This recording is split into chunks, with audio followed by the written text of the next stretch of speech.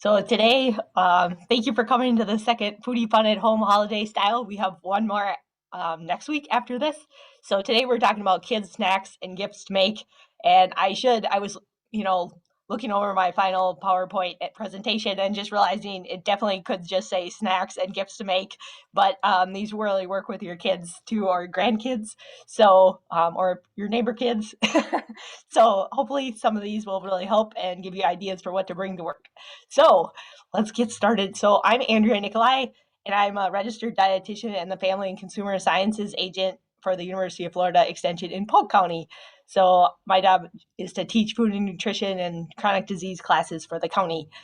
So just a reminder, there's a chat box. I think I muted everybody just because sometimes it gets to be a lot.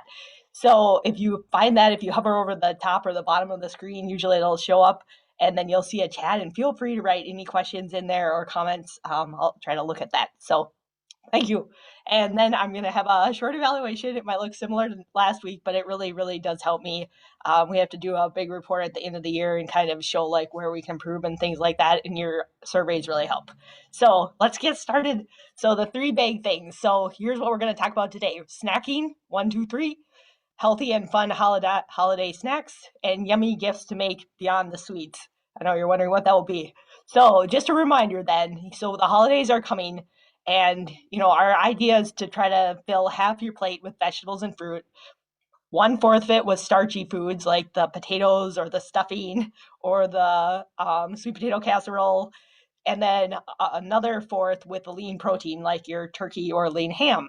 And so if you think about it, just you want to make sure to really try to get half of your plate fruits and vegetables. And sometimes just in normal days, it can be hard to do that, or you might fall short. And so that's where snacking can be really helpful. So if you like to snack, maybe you could snack on the foods where you fall short on. And so hopefully some of those examples that I give you today will give you ideas on how to fill that in a yummy way.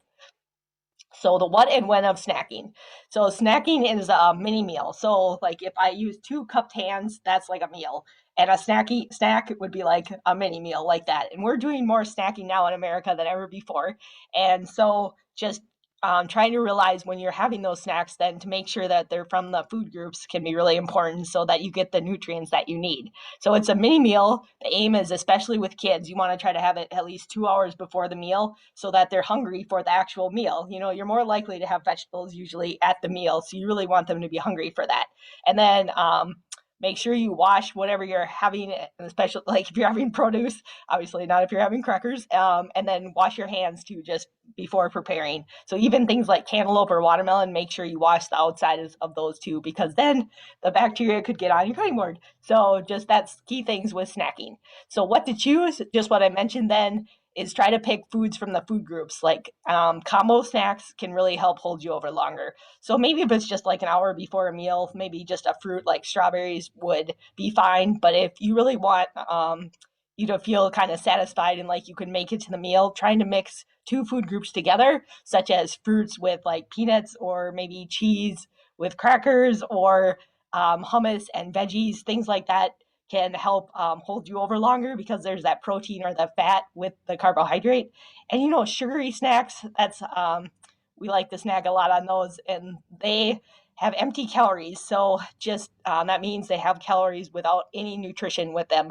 So trying to do those not all the time, infrequently, would be key so that you can get the nutrients that you need, and it'll help you feel your best too. Plus, when you have sugary snacks, then your blood sugar kind of goes up, and then when you crash, then you're like looking for that how you felt so good, and so you want something sugary again, and you could end up on a roller coaster. So that's why having those 2 power snacks can just kind of keep you lasting throughout the time. Okay, and then here are some ideas and tips. So keep the healthy stuff handy. That is key. You're not going to eat it if it's not there. And then if you have kids and you struggle with snacks, sometimes let them choose. They like to be in, like, feel like they have power. So the idea is you would let them choose between 2 choices. So you'd say, do you want carrot sticks today, or would you like celery sticks with your peanut butter? Because they then feel the power, but you're actually limiting it. So letting them choose, great idea, and then making it fun. So we're kind of going to talk about that today. So healthy and fun holiday snacks. So getting started with that, get out the cookie cutters. So that can be a really fun one. You can just use Santa one, whatever the holiday is. You can use the cookie cutters on cheese slices, sandwiches, melon slices, quesadillas. You know how they do those fruit arrangements where you can order it? They put it on like like like kind of on sticks or something, and then they put the cutout shape of the fruit. You can make your own type of thing like that. So melon slices, then you could do it on quesadillas. That's really fun in Halloween. You can make it like a bat. Whole wheat or corn tortillas, then you can use the cookie cutters on those and then bake them and make your own chips. You could cut bread into like the tree shape, and then you could decorate it with hummus or low fat cream cheese, and then put like zucchini or cucumber on it to make it a tree. So just kind of thinking about the cookie cutters, how they can maybe help you. Then speaking of shapes, thinking about like whole grain pancakes into shapes when cooking, making something like a wreath, with the pancake batter. And leftover pancakes can be great snacks too, because you think about it, you could make a powerful pancake, maybe including like pumpkin or something in there. And then you could top that with fruit or yogurt to get those two fruit groups, or applesauce, and you can enjoy that. Then, and candy cane, that's really fun one to make. So all you do is you take bananas or strawberries, or bananas and grapes, like red grapes, and you put it just on a plate, and you kind of make a candy cane hook like that, just alternating the banana and the strawberry, banana, strawberry. So just kind of fun, but the presentation is a lot better. And then a pear tree. So you could make one of those. So you take that pear right there and put a little toothpicks in it, and you could decorate it with little grapes or cherries and things like that, or like a cheese star on top. So just having fun, like with your food, can sometimes just make it even more appealing. Okay, so then we have a couple more snack ideas for that. So there's the Grinch with Santa hat. You can see that on the right there. So that's just a green grape, a banana, strawberry, and the marshmallow. So it's a fun. I brought them for an appetizer for a group sometime, and just it's just fun to have things like that. Then there's the strawberry Santa. So you might have seen that online.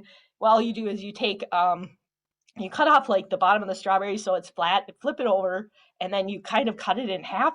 And so you take off the hat, which would be the top of the strawberry, you put some yogurt in between there and put some black eyes, and then you put the hat back on, and it looks like a little like Santa. So it's kind of a fun idea. And that would be another way to get those two food groups. Then you're getting strawberries and yogurt. And then putting things on a stick. So kids love things on a stick. So toothpick, pretzel stick, skewer, just being careful with those. You could do holiday kebabs. So thinking about the colors, red and green and things like that. So you could do mozzarella cheese, cucumber, cherry tomatoes, or you could do the fruit style one with grapes, white cheddar cheese cubes, honeydew melon, and strawberries. Or you could do a snowman on a stick. So you would do a green grape on top. Then you do that red strawberry hat, and then 3 slices of banana. And so you do the bananas kind of like the long way. So you go all the way through the slices, and then it looks like a snowman. So just kind of fun things like that. And then speaking of the snowman, then you could do the celery with the celery snowman outfit. And that's fun any time of year, like ants on the log, right? But you could do the button down snowman. Also drawing a snowman packaging on a mozzarella cheese stick. So the mozzarella is a lower fat cheese. And so that can be a good idea to get calcium and also some protein. So you do like black dots on the eyes and the mouth, and then 3 buttons on the cheese stick, on the wrapping, not on the actual stick. And then you just do a little orange for the triangle nose, and you can it resembles the snowman. The orange, I think, like the triangle really helps. So then there's holiday apple nachos. So here we have apple nachos version number 1. And so for these, you would just, so you'd take the apples, slice them up, and then you'd like kind of, what I did when I made them is just microwave the peanut butter just a little bit, and then I drizzled it on, and then I sprinkled fruit and nuts on top. I actually brought it to a work event once, and people appreciate the fruit sometimes, and so it was kind of a fun way to get that. And then there's apple nachos version number 2, and I have a coworker who makes this with her kids a lot. So she'll slice the apples thin, put like a peanut butter yogurt mix on top, and then she'll put a lot of different combinations of different things on top, as you can see. She made this for me, so she really uses some different ones, but it can make it really fun to eat. And then we have cauliflower nachos. So maybe your child is a little adventuresome, And so you could do what you do would be the cauliflower on the bottom, and then put on some cheese, refried beans, excuse me, shredded Mexican cheese, jalapenos, grape tomatoes, red onion, cilantro, avocado, whatever you'd want on your nachos, or you could just put a little cheese, right? Um, and so you could do this same type of thing, even with something like zucchini. So you make zucchini nachos and things like that. You could also create a holiday pictured cracker or rice cake.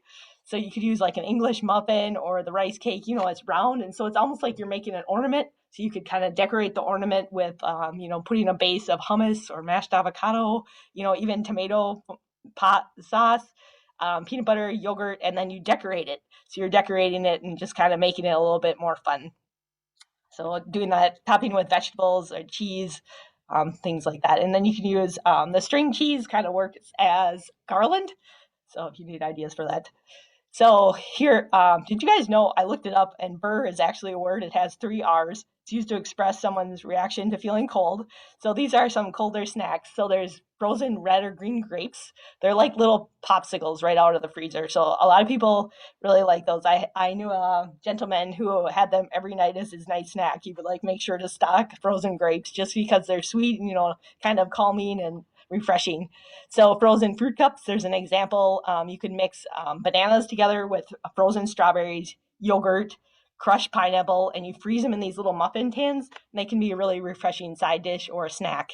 And then there's skinny strawberry sorbet. So you might have heard of banana ice cream, where you take bananas and you just puree it with whatever flavor you want, like maybe cocoa powder or maybe like a touch of mint.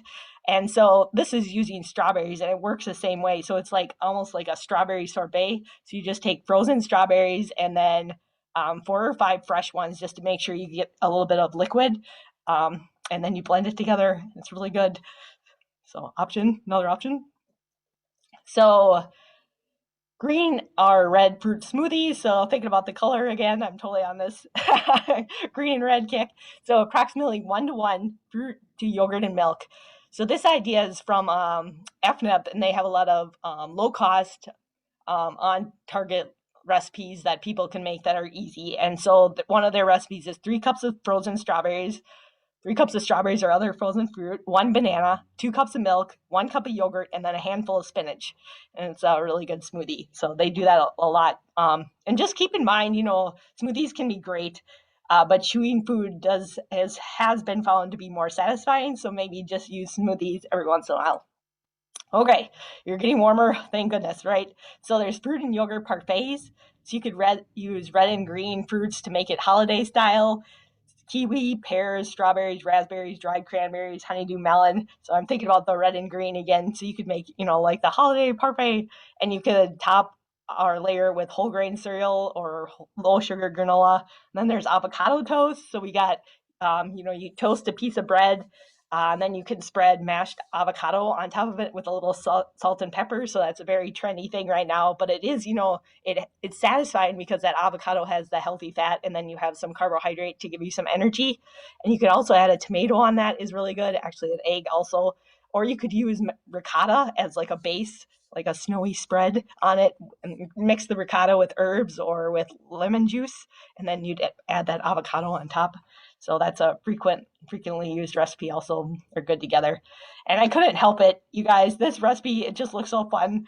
I had to put it on here. So what you do is you take a package of sugar-free Jell-O, 1/2 cup of warm water, and 1.5 cups these miniature marshmallows. So there could be worse spices here, but it's just what you do is you stir the gelatin in the water in like a microwavable bowl, like you're going to make Jell-O, until it's dissolved, and then you stir in the marshmallows. And however it works, when you put it on the tray, the marshmallows, it separates, so then you can roll up the whole entire thing and then cut it in slices, and it's just kind of fun. So other great green and red snacks. So I've talked a lot about apples and grapes and strawberries and pears and avocado. So you're like, well, that's nice, but I don't really feel like any of those. So I've got other ideas for you. So you could do anything green on that left side there, from edamame to green figs, kiwi, cucumber slices. And then on the other side, right, thinking about like radishes, people call them nature's fireballs, and I think kids like them better when they're called that. Pomegranate seeds, cherries, things like that can also definitely work. So edible gifts that you can make that are nutritious and delicious. So here are some ideas for what you could give for your holidays. So we have popcorn munchies. That's a great snack also. And you can take that popcorn, you add like dried fruit with that, nuts and seeds, and then seasoning. And like popcorn nuts and curry powder and onion powder are just seasoning that popcorn different ways. And then you could give it maybe to your coworkers or your friends, just different seasonings. Like some people have done like pizza seasoning, Southwest seasoning, curry seasoning. So you can kind of see how you can make popcorn fun.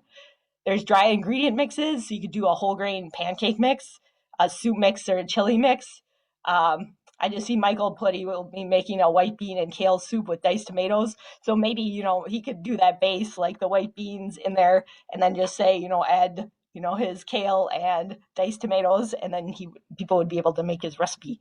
And so you could make your own oatmeal packets that are kind of fun or just a little bit, you know, um, fancier than the ones you get at the store. So you could put them in little bags if you wanted or in jars.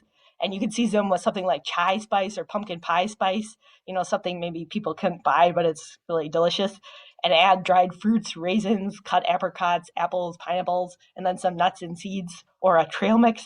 Seems like a lot of people like trail mix, and it's pretty good for you, the dried fruit and the nuts. And you could add a cereal. So other dry ingredient mixes, there's an energy ball mix that's really good. So you could mix it up the quick oats, dry milk, and raisins, like in a jar or baggie, and then just attach the directions to the gift to add a half cup peanut butter and a third cup of the honey. Mix all ingredients and you shape them into balls, and they're really good, kind of addicting. But it's basically just something to kind of get your sweet tooth something, and then when you need that snack, it has multiple food groups in there just to help hold you over. So here's a couple more. There's like a chai spice mix. So chai's very, a fun flavor, right? So it's like cinnamon, cardamom, ginger, cloves, nutmeg. So sweeter, kind of has like a sweeter, deeper, like I think of holiday flavor on that one. So homemade hot chocolate mix, you could do that also. And I've also seen where they sell ornaments. So it's like a yellow or a clear ball and it comes apart. And so you could actually put the chai mix in there or something like that and then give it like in an ornament. It would be kind of cute. I think that would be fun. So there's homemade ranch dressing mix in an ornament. You could do that. And so these are the ingredients there, and you just add 1 cup of plain Greek yogurt. It's a great recipe. So it's kind of fun that you can do that. And so we got nuts, definitely good, heart healthy. So, a good handful is a serving there. So you could do spice nuts or seeds, cinnamon, pepitas. So pepitas are pumpkin seeds that don't require shelling. So they're that like green color when you see those. Then there's granola bars. You can make homemade granola.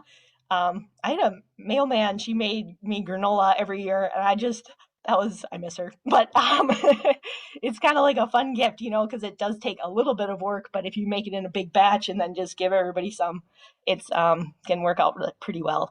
Nut butters, you could puree whatever nut you wanted. Add something like cinnamon, maybe something that people don't get at the store as much.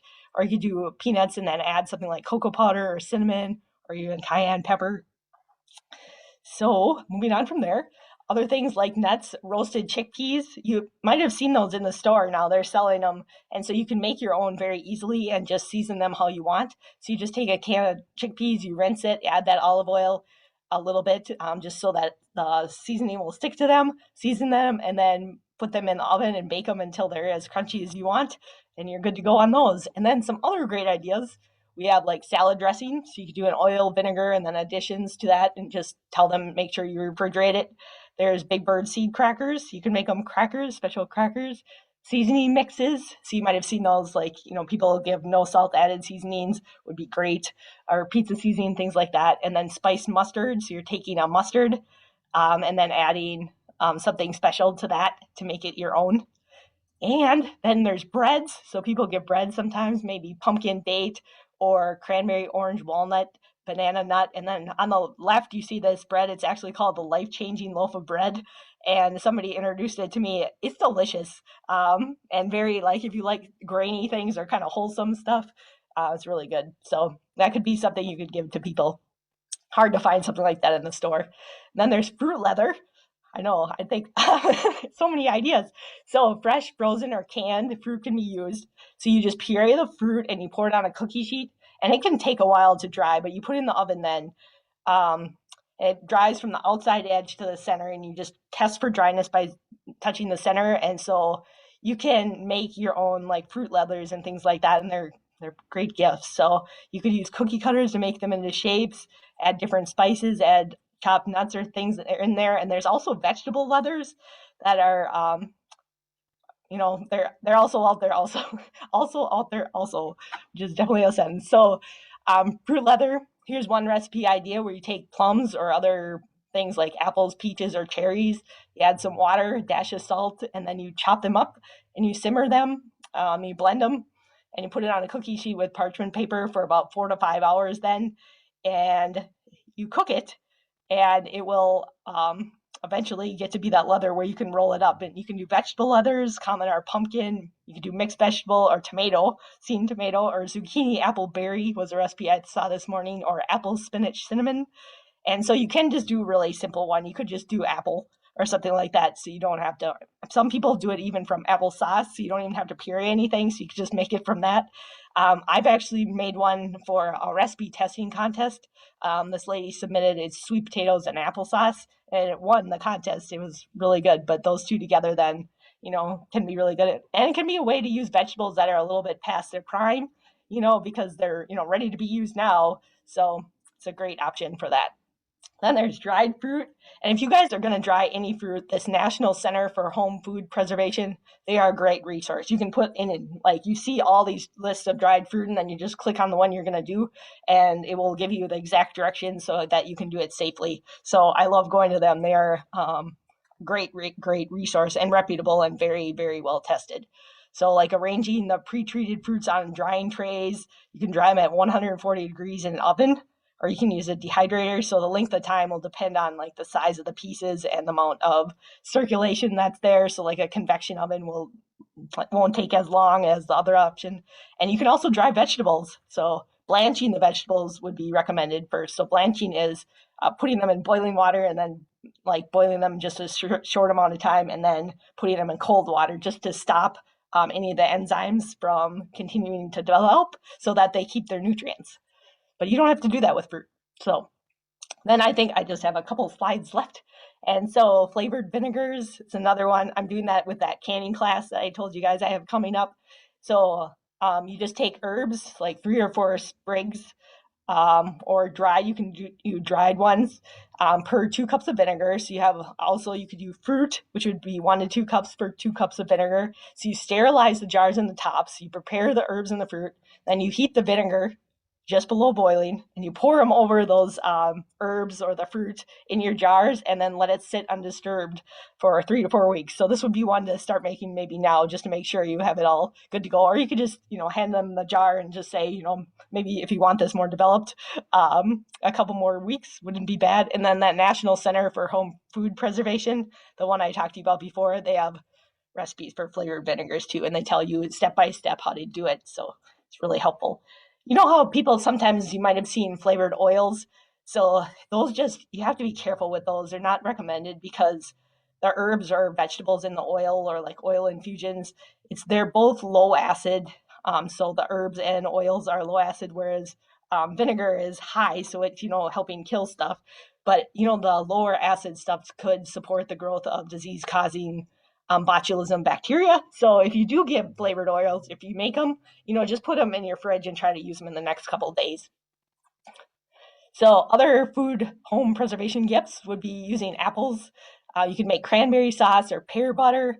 You could also just make like a pear butter, just even using ripe pears plus a little water, and you puree it and you put it in jars. I've seen that in a magazine. So it's pretty simple, and it's, people really appreciate that stuff. Pickled vegetables, and then here's a National Home Center for Food Preservation helps us again, gives us some ideas. And so you could do like some apple butter, and then you could write on it like Happy New Year or something like that. I think you could think of something better, but so just check out Eventbrite for upcoming classes then.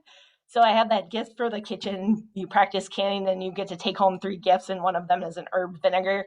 And then I have one of these Foodie Fun remaining classes. So next week will be appetizers and mocktails. So even if you don't drink, they are, I got some good ideas. So I think. personally, if I might say so. And then I just had that evaluation. I'm hoping you'll complete when we get this done. So does anybody have any questions? I'll stop and look through the chat. Thanks for staying with me. Let's see. Let's kind of look. She said chocolate hummus. Got a good one. That would be a good gift idea too. Also, let's see.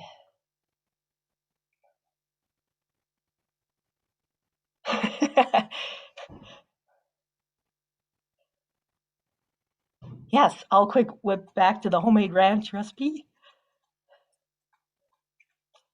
That. Oops, there we go. So that one. So we got homemade ranch. If you see that.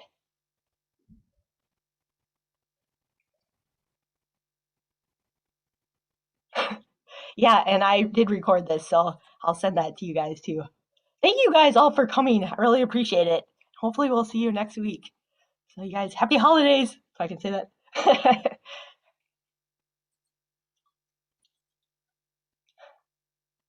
Thank you guys.